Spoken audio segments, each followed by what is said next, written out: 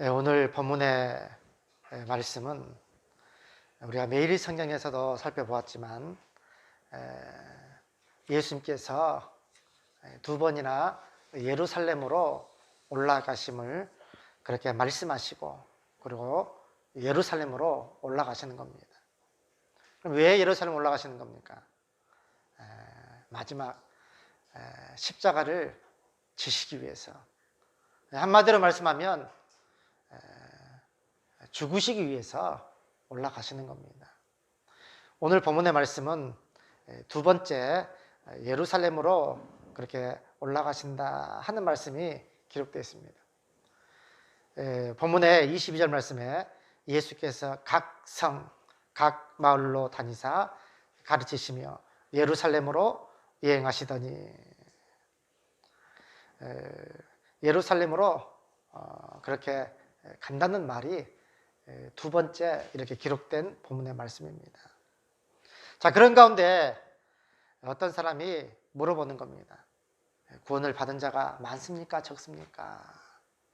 적지 않습니까? 하는 뜻으로 물어보는 겁니다. 그래서 구원을 받는 자가 적으니까 물어보는 겁니다. 사실 이러한 질문은, 또 이러한 관심은 우리의 모두의 또 관심일 겁니다. 과연 구원받는 사람이 얼마나 될까? 우리가 다 예수 믿지만 우리 가운데서도 정말로 천국에 들어가는 사람은 과연 몇 명이나 될까? 이런 숫자적인 개념은 모든 사람들의 아마 관심일 겁니다. 예수님 당시도 마찬가지였습니다. 예수님 당시에도 유대인들의 최고의 관심은 바로 이것입니다. 어떻게 하면 구원받습니까? 또 구원받는 자가 몇 명이나 됩니까? 이게 유대인들의 관심사항이었습니다. 그런데 대체적으로 대부분 유대인들은 자기들이 다 구원을 받을 것이다, 그렇게 생각했던 겁니다. 그 이유는 첫 번째는 선민사상입니다. 하나님께서 그 많은 민족 중에서 자기를 택하셨다. 그리고 자기들은 아브라함의 후손이다, 굳게 믿고 있습니다. 그러니까 그 사실이 맞습니다. 혈통적으로는 정확히 아브라함의 후손이 맞습니다. 이와 같이 예전이나 지금이나 과연 구원받는 자가 몇 명이나 됩니까? 얼마나 많습니까? 이것은 시대를 초월해서도 지금까지도 관심사항일 것이다 생각됩니다. 자, 그런데 우리들이 주목해야 할 것은 뭐냐면 예수님의 답변입니다. 정말 우리들이 주목해서 집중해서 봐야 될 게 뭐냐면 예수님의 답변입니다. 자, 예수님께서 어떻게 답변합니까? 구원받는 자가 많다, 적다 이렇게 말씀하십니까? 아닙니다. 24절 말씀 보십시오. 좁은 문으로 들어가기를 힘쓰라. 자, 다시 한번 물어볼게요. 어떤 사람이 물어보는 겁니다. 구원을 받는 자가 적으니까. 구원을 받는 사람이 얼마나 됩니까? 적지 않습니까? 자, 거기에 대한 답변으로 예수님께서 좁은 문으로 들어가기를 힘쓰라. 내가 너에게 이르노니 들어가기를 구하여도 못하는 자가 많으리라. 자, 이게 보니까 구원받는 자가 많다, 적다 이게 아니라 어떻게 하면 구원, 영생을 얻을 수 있는지 말씀해주고 있다는 사실입니다. 이게 중요합니다. 오늘 핵심 포인트는 바로 이 부분입니다. 물론 예수님의 말씀 가운데 구원받는 자가 그렇게 많지 않을 것이다 하는 그런 뉘앙스는 풍깁니다. 그러나 여기에 집중하시면 안 됩니다. 예수님께서 의도하시는 겁니다. 구원받는 자가 적지 않습니까? 물어볼 때 예수님은 구원받는 자가 많다, 적다 여기에 관심 있는 것이 아니라 어떻게 하면 구원받느냐, 어떻게 하면 영생을 얻느냐, 여기에 예수님께서는 관심을 가지고 있는 겁니다. 자, 오늘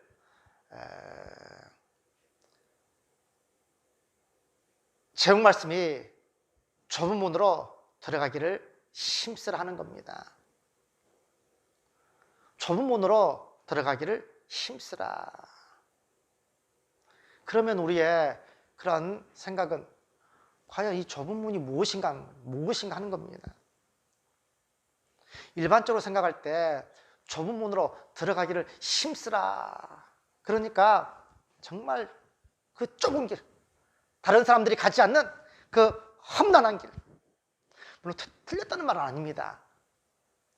정말 그런 고행을 통해서 좁은 문으로 들어가서 구원과 영생을 얻는다. 이런 문제가 되는 겁니다. 자칫 이것을 오해하면 안 됩니다. 이게 우선순위가 있습니다. 이것을 고행으로 해석해서 정말 힘든 고행으로 우리의 그러한 행위로 노력으로 그러면 좁은 문으로 들어가고 또 영생과 구원을 얻을 수 있다? 이러면 문제가 됩니다. 이렇게 되면 우리가 이단으로 정죄받았던 알미니안주의를 따르게 되는 겁니다. 이 알미니안주의가 칼빈주의를 반대해서 칼빈주의는 믿음으로 의롭다는 겁니다. 행위가 아닙니다. 하나님의 은혜로 구원받는 겁니다. 그런데 알미니안주의는 하나님의 은혜도 필요하지만 우리의 노력도 우리의 행위도 반드시 필요하다는 겁니다. 그래서 행위가 첨부됩니다.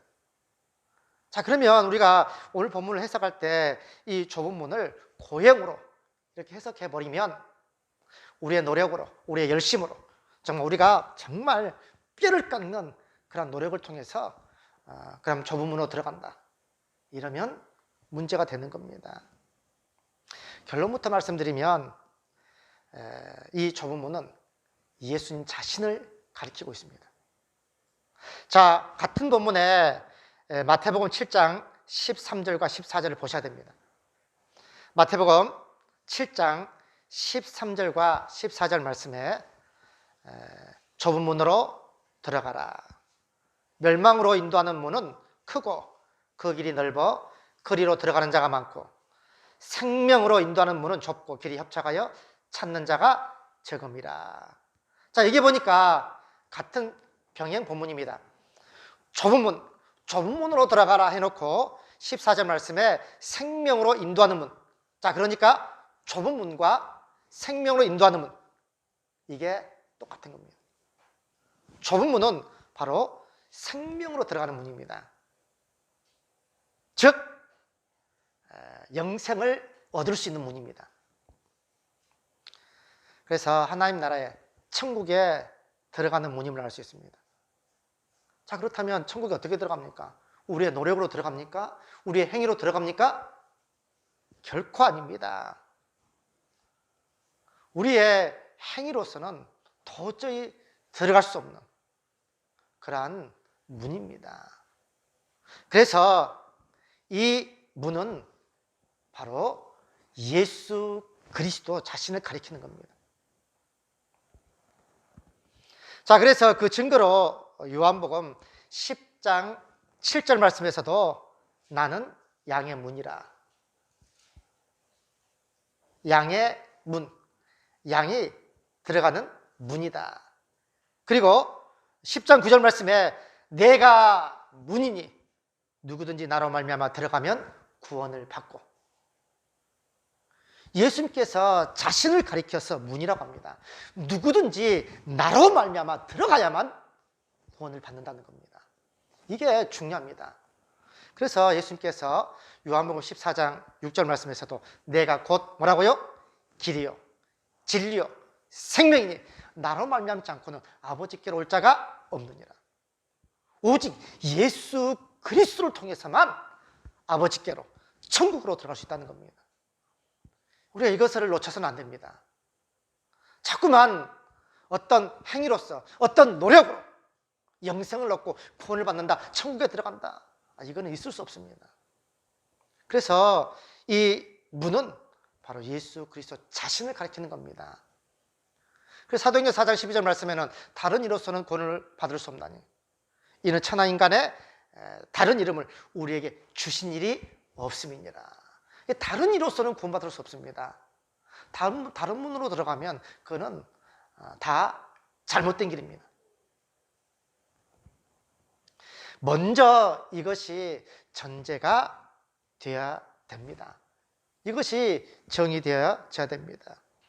그 다음에 반드시 믿음이 있고 난 다음에 뭐가 있어야 됩니까? 행위가 뒤따라야 됩니다. 그 믿음을 정말 온전한 믿음으로 밝히 보이기 위해서는 반드시 행위가 뒤따라가게 되어 있습니다.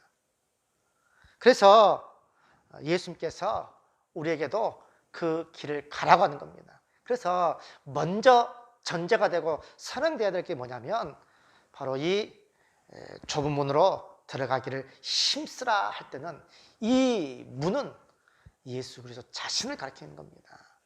바로 예수님을 믿는 겁니다. 자, 믿는다면 뭐가 따른다고요? 반드시 행위가 따라가게 되어 있습니다. 그 믿음이 참 믿음이 되기 위해서는 반드시 행위가 뒷받침돼야 됩니다. 자, 그래서 예수님께서도 그러한 믿음과 행위를 말씀 많이 하십니다. 또 제자들도 마찬가지입니다. 이 베드로전서 2장 21절에 보면 이를 위하여 너희가 부르심을 받았으니 그리스도도 너희를 위하여 고난을 받으사. 그 다음 중요합니다. 너희에게 본을 끼쳐 그 자취를 따라오게 하려 하셨느니라. 예수님께서 걸어가셨던 그 길을 따라오게 만들었다는 겁니다. 예수님께서도 또 제자들의 발을 씻기시면서도 뭐라고 얘기합니까? 내가 너에게 먼저 본을 보여. 너희도 그렇게 하라고 본을 보여준 거다 말하는 겁니다. 그래서 우리가 항상 이 전제가 정말 중요합니다. 그러한 전제를 가지고 그 다음에 동시에 행위가 반드시 뒤따라야만 그 믿음이 온전해지는 겁니다. 행함이 없는 믿음은 곧 죽은 믿음입니다. 그 믿음은 진짜 믿음이 아니라는 겁니다. 자, 그래서 먼저 우리가 전제가 되는 것은 이 문은 예수 그리스도 자신을 가리키는 겁니다. 먼저 우리가 예수를 믿는 것, 그 다음에 예수님을 따라가는 것은 자연스러운 겁니다. 자, 두 번째 우리가 생각할 것은 뭐냐면 이 좁은 문의 특징입니다.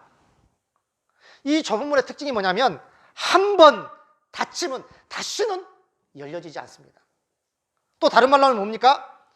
열려 있을 때만, 이 문이 열려 있을 때만 들어갈 수 있다는 겁니다. 지금 이 문이 열려져 있는 겁니다. 그래서 사도 바울은 고린도후서 6장 2절에 보라, 지금은 은혜 받을 만한 때요.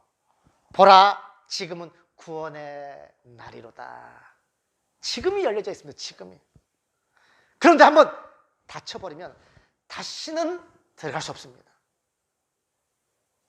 자, 오늘 본문에서도 집 주인이 한번 문을 닫았습니다. 문을 한번 닫은 후에 너희가 밖에 서서 아무리 문을 두드리며 주여 열어주소서, 주여 열어주소서 해도 답변은 너희가 어디에서 온 자들인지 알지 못하노라.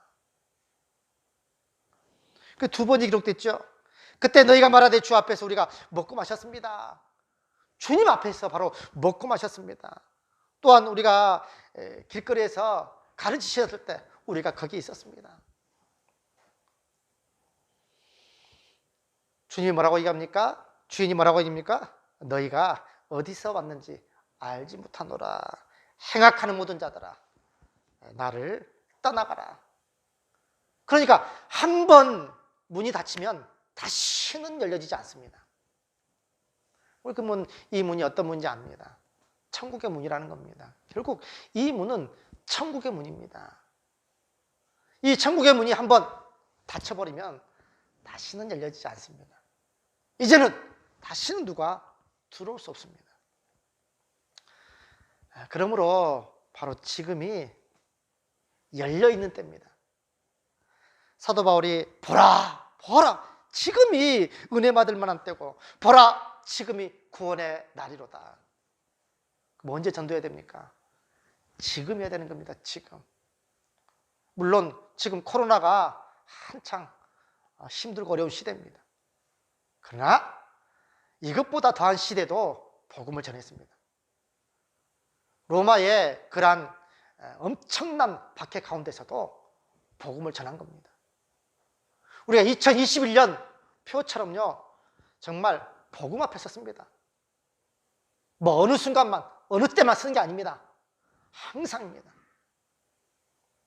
그래서 우리가 지금 열려 있을 때 가까운 사람들에게, 지인들에게, 또 친척들에게, 이웃들에게 복음을 전해야 되는 겁니다. 지금은 코로나 때문에 안 됩니다. 아닙니다. 이것보다 더한 시대도 복음을 전했습니다. 자, 그렇다면 이 문은 언제 닫힙니까? 바로 종말입니다. 종말. 이 문이 닫히는 때는 마지막 때입니다. 마지막 때. 마지막 때 그 종말에 문이 완전히 닫힐 겁니다. 물론 이 종말은 두 가지가 있습니다. 개인의 종말. 개인의 종말이라는 것은 개인의 죽음이죠. 그리고 이 세상의 종말. 이 종말에 문이 완전히 닫힐 겁니다. 우리가 마지막 생각할 것은 뭐냐면 이 말씀을 듣고 가장 충격적인 사람들이 있습니다. 이 말씀을 들었을 때 가장 충격받은 사람들은 누구겠습니까? 바로 선민이라고 자부하는 종교의 지도자들이고요. 바리새인들과 사두개인들이고 그리고 유대인들입니다. 왜냐하면 자기들은 선택받은 민족이고 아브라함의 후손이라고 굳게 믿고 있었습니다. 그러니 당연히 들어가리라 그렇게 생각했던 겁니다. 당연히 들어가리라 굳게 믿고 있었습니다. 의심하지 않았습니다. 그런데 예수님께서 28절 말씀 보니까 너희가 아브라함과 이삭과 야곱과 모든 선지자는 하나님 나라에 있고 오직 너희는, 여기 보니까 아브라함과 이삭과 모든 선지자 어디 있다고요? 하나님 나라에 천국에 있고 오직 너희는 밖에 쫓겨난 것을 볼 때에서 거기서 슬피 울며 이를 갈리라. 정말 이 말씀을 들었던 그 많은 사람들, 종교의 지도자들과 유대인들은 가히 충격적이었을 겁니다. 그리고 하나 더 충격적인 사건이 오히려 누가 들어가요? 이방인들이 들어간다는 겁니다. 이방인들이 많이 들어가게 된다는 사실입니다. 그게 29절 말씀 보십시오. 사람들이 동서남북으로부터 와서 하나님의 나라 잔치에 참여하리라고 되어 있습니다. 유대인들이 이 말을 들었을 때는 가히 폭탄 같은 그런 충격적인 이야기를 들은 겁니다. 왜냐하면 이방인들을 개취급했던 겁니다. 자기들은 구원받은 백성이고 자기들은 구원받았고 저들은 지옥 갈 사람들. 그렇게 이미 결정이 났습니다. 자기들은. 그런데 반대로 자기들은 들어가지 못하고 자기들은 쫓겨나 이를 갈게 되고 그리고 들어가지 못하리라 했던 그들이 동서남북으로부터 와서 하나님의 나라에 그 잔치에 참여하게 될 것이다 하는 이야기 들었을 때 충격적인 겁니다. 사랑하는 성도 여러분, 이 충격적인 이야기가 앞으로도 많이 일어날 것이라 성경은 말씀을 많이 하고 있는 겁니다. 당연히 천국에 들어갈 것이라고 굳게 믿어 의심치 않았던 사람이 막상 천국에 가보니까 천국에 와 있지 않고 지옥에 가 있습니다. 여러분 충격받지 않겠습니까? 유명한 정말로 목사님이 저분은 당연히 천국에 들어오리라. 다른 사람은 들어올지 안 들어올지 모르지만 저분은 반드시 들어오리라. 근데 막상 가보니까 천국에 없고 지옥에 가 있습니다. 이게 실제로 많이 일어날 것입니다. 예수님께서 마태복음 7장에 22절에 이렇게 되어 있습니다. 그날에 많은 사람이, 그날에, 이 마지막 때, 그날에 많은 사람입니다. 많은 사람이 이르되 주여 주여. 요즘도 얼마나 많이 외칩니까? 주여 주여. 얼마나 많이 외칩니까? 제가 몇 달 전입니까? 몇 달 전에 처갓댁에 가가지고 거기서 샤워를 하는데 제가 이게 주여, 이게 저의 습관이 돼가지고 모여가면서도 주여, 아버지네 아버지. 제가 이게 습관이 돼가지고 저도 모르게 나옵니다. 그냥 모여가면서 아버지. 또 씻으면서도 아버지. 우리 장인어른이 김서방 무슨 일 있는가? 아닙니다. 아무 일 없습니다. 제가 그 오해를 샀습니다. 모여가면서 제가 아버지란 말을 저도 모르게 나옵니다. 저도 모르게 아버지 했다. 우리 장인어른이 저번에 한번 등산 갔을 때 저도 모르게 혼자서 등산하면서 아버지, 저도 모르게 그냥 아버지. 앞에 가시는 나이 드신 분이 뒤를 쳐다보더라고요.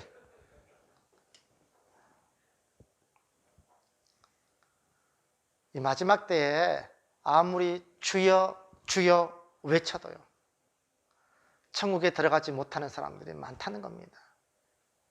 그래서 이 마지막 그날에 많은 사람이 주여 주여, 우리가 주의 이름으로 선지자 노릇했습니다. 얼마나 대단합니까? 주의 이름으로 선지자와 같은 일을 한 겁니다. 주님께서 내가 너희를 알지 못한다. 또 많은 사람들이 와가지고 주의 이름으로 귀신을 쫓아냈습니다. 능력 있는 주의 종입니다. 귀신을 쫓아내는 능력 있는 주의 종입니다. 그런데도 주님께서는 내가 너희를 알지 못한다. 또 그날에 주의 이름으로 어떤 사람들은 많은 권능까지 행했습니다. 권능까지.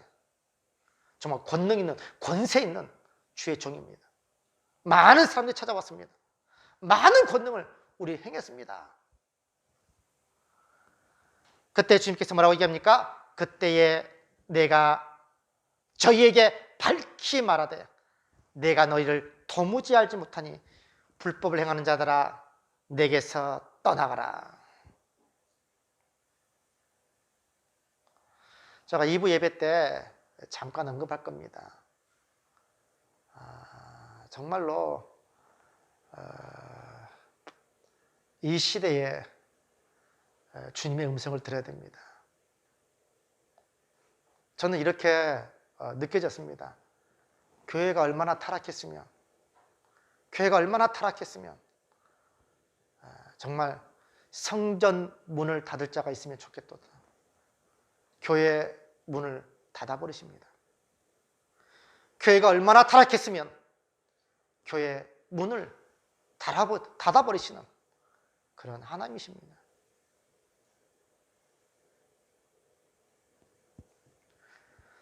사랑하는 성도 여러분, 우리가 좁은 문으로 들어가기를 힘쓰셔야 합니다. 그 전제는 먼저 우리가 예수를 똑바로 믿는 겁니다. 그 믿는다는 것은 예수님께서 걸어가셨던 그 길을 따라가는 겁니다. 만약에 그 길을 따라가지 않는다면 그 사람은 예수 믿는 사람이 아닐 겁니다. 그냥 종교인에 불과할 겁니다. 아무리 그 길이 힘들고 험하고 어려울지라도 정말 이 어려운 시대에 우리가 함께 협력하며 또 위로하면서 우리가 그 길을 묵묵히 걸어가십시다. 마지막 때에 주께서 잘했도다, 우리가 다 칭찬받는 그러한 구원받는 믿음의 모든 성도들 되시기를 주님의 이름으로 축원드립니다.